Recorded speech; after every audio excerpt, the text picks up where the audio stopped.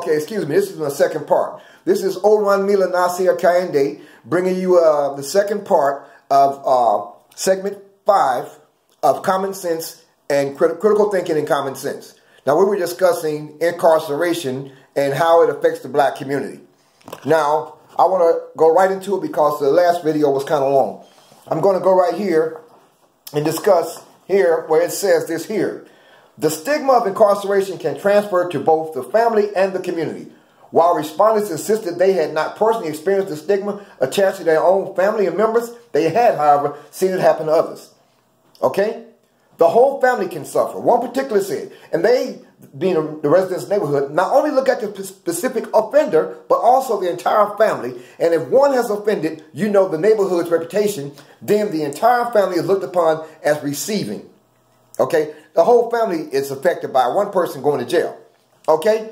And also, this one here, I want to show you this right here.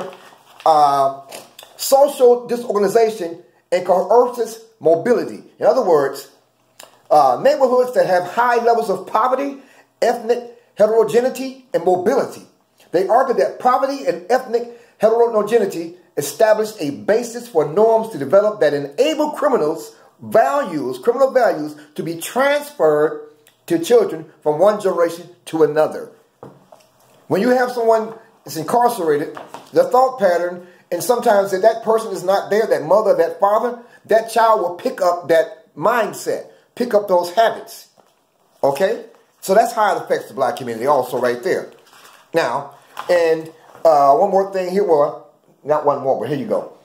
The high crime areas are another matter. In such neighborhoods, crime substantially lowers the value of residential property. That's also how it affects. And right here, it says the politics of community life.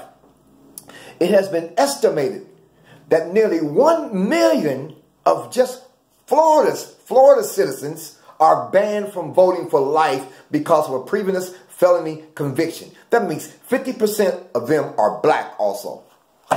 Now, I say all this to say, when people say that blacks are being unfairly targeted and stopped and arrested for small amounts of marijuana or something mediocre and they are given time, it's not just an unjust action towards one individual. It goes throughout the whole community.